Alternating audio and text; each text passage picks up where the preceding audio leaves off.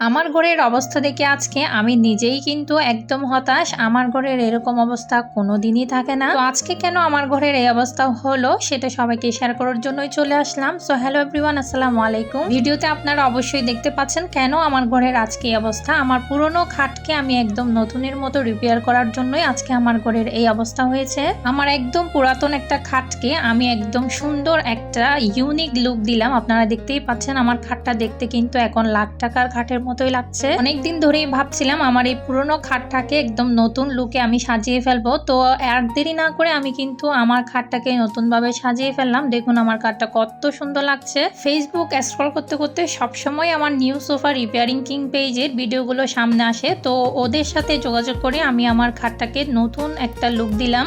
ভাইয়েরা খুব যত্ন সহকারে তাদের কাজগুলো শেষ করে এবং পুরাতন একটা খাটকে একদম নতুন একটা লুক দিয়ে দেয়। আপনারাও চাইলে new sofa repairing king Facebook পেজে হোয়াটসঅ্যাপে তাদের নাম্বার দিয়ে যোগাযোগ করতে পারেন। তাদের হোয়াটসঅ্যাপ নাম্বার পেজে আপনারা পেয়ে যাবেন। আমি ওদের সাথে যোগাযোগ করে আমি আমার খাটটাকে একদম নতুন করে ফেলেছি। অনেক ধরনের বড় বড় মেশিন দিয়ে তারা এই কাজগুলো করে থাকে। এখন আমার রুমটা একদম এলোমেলো হয়ে আছে। আমাকে আমার রুমটাকে এখন পরিষ্কার করে আমার রুমের একটা ফাইনাল লুক দিতে হবে। এদের কাজ শেষ, তো ওরা চলে যাওয়ার সময়, ওরা চলে যাওয়ার পর আমি আমার রুমটাকে একদম ক্লিন করে ফেলবো। এখন আমার রুমের এই অবস্থা দেখে আমি আর নিতে পারছিলাম না। রুমে এত ময়লা সব ফার্নিচারের মধ্যে, আমার এত সুন্দর একটা দোলনার মধ্যেও সব ধুলোবালি, মানে এতটা ময়লা ছিল যে পা নিচে দেওয়া যাচ্ছিল না, এমন নোংরা অবস্থা। এখন আমার এগুলো পরিষ্কার করতে প্রায় অনেক ঘন্টা সময় লেগেছে। খাটটা আগে আমি পরিষ্কার ভাবে ভালো মতো ঝেড়ে নিয়ে একটা বেডশিট দিচ্ছিলাম, দেখছিলাম কোন বেডশিটটা এই খাটের সাথে লুকটার সাথে একদম যায়।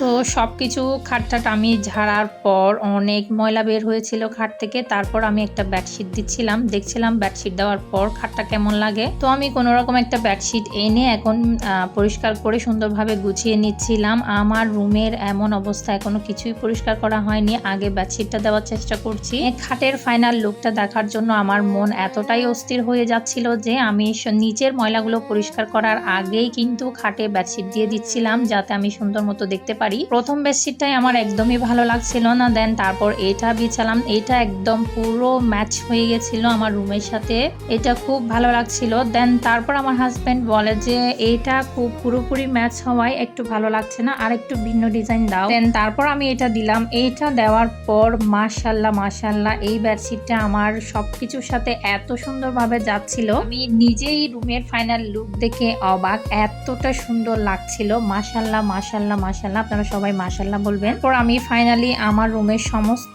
ময়লা পরিষ্কার করে দেন একটা ভিডিও করলাম। দেখুন আমার রুমের ফাইনাল লুকটা। আপনারাও চাইলে কিন্তু আপনাদের খাটটা পরিবর্তন করতে পারেন। দিলাম, এখন মনে হলো যে খাটের পাশে কিছুটা জিনিস দিয়ে সাজানো যাক। তারপরে এগুলো আমি ফেসবুক থেকে অর্ডার করে দিলাম। মাশাআল্লাহ অনেক সুন্দর লাগছে। আপনারাও চাইলে কিন্তু আপনাদের পুরাতন খাটের লুককে একদম নতুন ভাবে চেঞ্জ করে নিতে পারেন, যেমন ভাবে আমি করেছি। আমার লুকটা কিন্তু মাশাআল্লাহ এত সুন্দর লাগছিল। New sofa repairing king Facebook পেজের সাথে আপনারাও যোগাযোগ করে আপনাদের পুরাতন খাটকে এত সুন্দর একটা অ্যাস্থেটিক্স লুক দিতে পারেন। তো আমি প্রায় 3টা বেডশিট বিছিয়েছিলাম। আমার কাছে এটাই জাস্ট ফাইনাল লুকটা অনেক বেশি ভালো লেগেছিল। আপনাদের কাছে কোনটা ভালো লেগেছে আমাকে অবশ্যই কমেন্ট করে জানাবেন। তো কথা বলতে বলতে আজকে বিদায় নেওয়ার সময় চলে এসেছে। আপনারা সবাই ভালো থাকবেন, সুস্থ থাকবেন এবং আমার রুমের ফাইনাল লুকটা কেমন লেগেছে অবশ্যই জানাতে ভুলবেন না। আসসালামু আলাইকুম।